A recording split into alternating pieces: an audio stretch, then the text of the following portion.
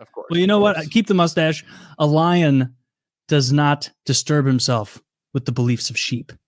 So I like that. That sounds like a guy who got arrested for like public indecency. What he would say. Yeah, I don't know.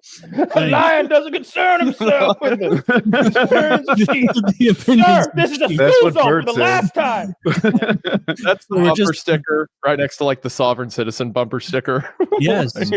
Kyle brought that up, that your most recent video was, he said it was about sovereign citizens. I was praying, because I haven't seen it yet, that it was you doing sovereign citizen shit, but it's probably not, right? Like me, like getting pulled over and saying that you're a naval vessel. That would have been a really funny bit, other than the jail time that would be associated with that attempt. Yeah. So I got beat to death on the news. Is there any truth to these sovereign citizens? Absolutely not. They it's comedic. It's like the QAnon level of like there's a secret war happening underneath the pavement of DC and they're shooting at each other and stuff like that. It's like that, but for legal systems, like judges and stuff like that. Okay. It feels like it should be possible to exist on this earth without like being a part of somebody's rule set. Like you can exist in the water, right? International waters. You can be on a sailboat. Not really too welcome anywhere, just doing your own thing. You are the king of your own boat. But here on land, it doesn't happen that way. Is there any place? I agree with you. It is their reasoning for why they should be allowed to do that makes me upset. Okay. In a vacuum. Because like their whole thing is that the reason they're a sovereign citizen is because the United States government does not exist. And it's actually a corporation that is an extension of the UK. So any law that exists in the United States is just maritime law or admiralty law, because we're just like a military extension of the British Navy. They have reasonings for this. Like the reason that American flags have gold fringes on them in courtrooms is because it is an extension of the British Royal Navy. Or the bar that lawyers are judged against is short for the British Accreditation Registry. So they have all these like secret conspiracies. No. I don't know what it does stand for. It doesn't sound right. I've never questioned it. I don't think if it's British Accreditation Registry, I will register myself as a sovereign citizen. That would be so funny if in your research you were like, wait, what? I've been paying taxes for no reason. So much sense. Yeah, I could just wear an admiral hat and walk around free. It doesn't stand for anything. It's just a metaphoric bar that you have to cross or get over. Yeah. That's what they want you to think. Good for them being creative. Yeah. I've watched a lot of sovereign citizen stuff, and I've never seen anyone successfully use it as a defense. What I have seen is people use it as a defense, and the judge say, well, there was no probable cause for this whole thing to begin, so you're free to go. And they're like, ha ha, sovereign citizen wins again. And it's like, no. Like, you didn't win, sir. We lost. Yeah. like you moron. And then I've also seen those guys who are like, I am the individual known as Kyle. I am traversing the roadways, but I am traveling. I am not traversing the roadways. I am a free man. Right. Yep. I am Kyle. You were speaking to the vessel Woody somehow. Like that makes sense. Yeah. So the idea with that is, since the United States is a corporation, the reason we are a corporation is because at some point in history, and it's debated when this point is, most say the Civil War, others will say like 1933 when we left the gold standard. At some point in history, the United States ran out of money. So in order to leverage ourselves for money, we began to use people as a credit system to other governments like Great Britain. So rather than having money, we just have loans that we take from other countries every time someone in the United States is born, based on the potential income they can make across their life, which as they make that income and pay in taxes, that tax money goes to the UK or whatever government actually owns us. So because of that, whenever you're born, your birth certificate is effectively a bill of sale that is created, establishing you as an entity that is just a piece of leverage for the United States government to use. I know this all makes so much sense.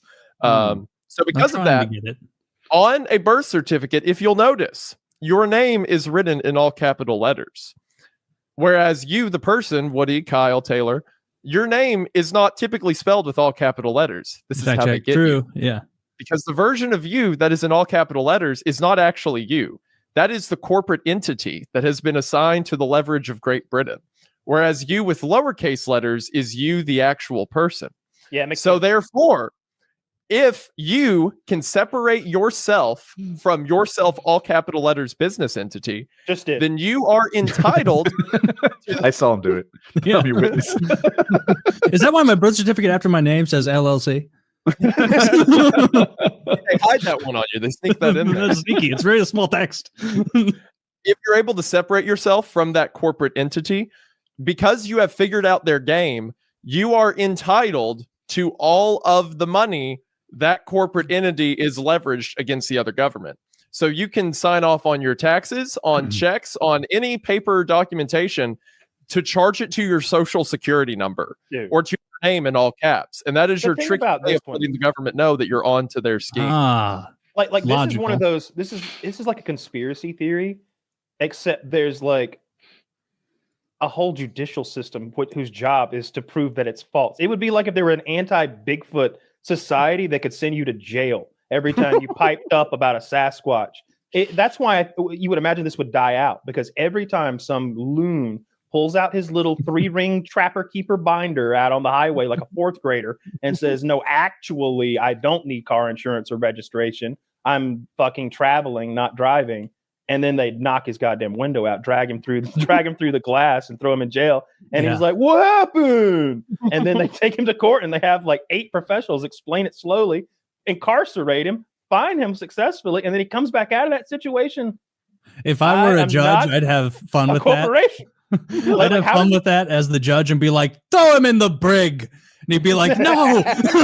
So you know it's real. But like, I know it's easy to make fun of, and it is retarded. But can you imagine a higher level of like joy and carefree, just lightness than in that first month before you're caught and you're just committing check fraud? You're just you think you've got the world by the balls. You have the best month of all time, and then you get pulled over for, you know, driving 85 in a residential area or something, and you get arrested.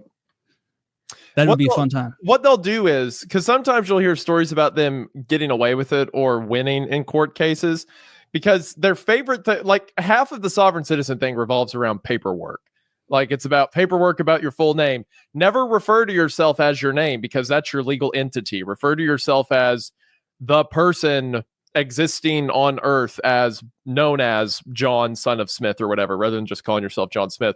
You can never say I understand to a judge or to a police officer, because that is declaring yourself as under the standing of the legal system. You have to say things like comprehend.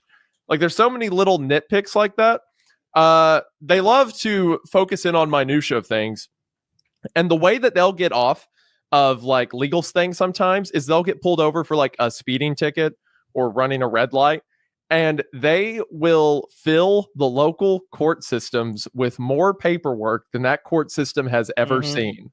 It happens in like small county departments a lot, where someone like runs a red light, gets pulled over, and then a week later, every individual of the county has been subpoenaed by some lawyer that they've hired from Alaska. And now, like, the court has to individually say no to all of them. And then all the police officers will have, like, these tax reports filed against them by some unknown entity. So what happens is these small police departments that can't do anything about it just let the guy go, because the alternative is they work for a year and a half and then win $200. Okay, so it seems like this works if you have time and you stay in small towns. Well, like what he just described could almost be done absent of the sovereign citizen argument. Correct. Yeah. You know, like you could do. I think they call it the nuclear option sometimes with lawyers, like really just flooding them with requests. It's often done. You send the opposition all these little requests. Oh, we need this file, we need that file. But instead of sending a list, you send 10,000 requests, and they got to process them all. And you run the other guy into the poorhouse trying to answer them all and pay all that court costs. But like that would work without pretending like you're an admiral or some shit. Okay, well now you're just a criminal. Where's the fun? Where's the flavor? The FBI, I'm wearing the hat. I'm wearing that. The That was FBI Lord Nelson things that as paper terrorism. That is their term for it. Paper terror. So they're just like DOSing someone. It's like paper DDoS. A little dramatic. Yeah. It's paper murder. It's like murder, but not. It's like not at all that, but it's bothers. Actually, we the threw in a word attorneys. there for drama that's not really related to this. I don't know. I would love to see a video of somehow the perfect storm occurring and one of these guys like getting off because of some obscure naval law. That doesn't seem at all possible because this is all made up. They do. Well, what they'll do is they will take words and excerpts from actual legal stuff, but most of the time it doesn't apply. Like I saw one guy in court quoting the Magna Carta, and it's like, okay, that has nothing. Saw that. that was no one even uses that for anything. That was like that book. But the best one, and the one that gets used a lot, is there are like black supremacist movements who tie onto it. The Moorish Science Temple specifically. So they believe every black person, or at least themselves in the United States, to be descendants from ancient Moroccans.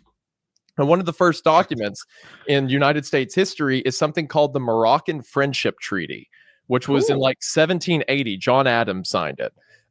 It was an agreement of trade routes between the United States and Morocco, effectively saying we have good standing for open ports with each other. Which, fun fact, is the still longest existing treaty in United States history. Our oldest friend, Morocco, our oldest friend. Well, so you hear that and you're like, oh, okay, there's some legitimacy there. But this is a document from the 1780s that say we have good standing with trade routes. So Moorish Science Temple sovereign citizens will take that to mean that any Moroccan citizen, which to them is any black person that they say it is in the United States, does not have to abide by any United States laws because they are is that what's been going on this whole time? I feel bad. I've been holding it against y'all. I'm so goddamn sorry. Dude, do these guys have a podcast I listen to? Or like, because it seems like the funniest. Do these guys have like a rivalry with the Black Israelites where they're like, we're the Jews, and they're like, no, we're Moroccans. So that's the best thing. There is so the sovereign citizen thing actually starts from Christian nationalism, which was Christian identity, the Christian identity movement, which was a white supremacist group that popped up in the 50s that said white Europeans are the actual Israelites of the Bible, God's the whole chosen people or whatever. So you have one side that thinks that they are the true Israelites and another side that says that they are the true Israelites. So it's like that's how I know we're the good guys, Taylor, is because like we don't make up any bullshit like that. And look, I know Jesus was a Jewish carpenter and he looked brown. I know he had an afro, and I bet he was 5'6". I bet Joe Rogan was taller than that dude. Like you saw thrifty. I bet he was ugly. I bet Jesus was fucking ugly, dude. What I want Jesus to look like is Wendigoon. I want Jesus to look just like Wendigoon, not the beard though. Like I want him to be a handsome white guy with blue eyes. But like we had some of them blue-eyed Jesuses on the wall at my church. I went to a church of God.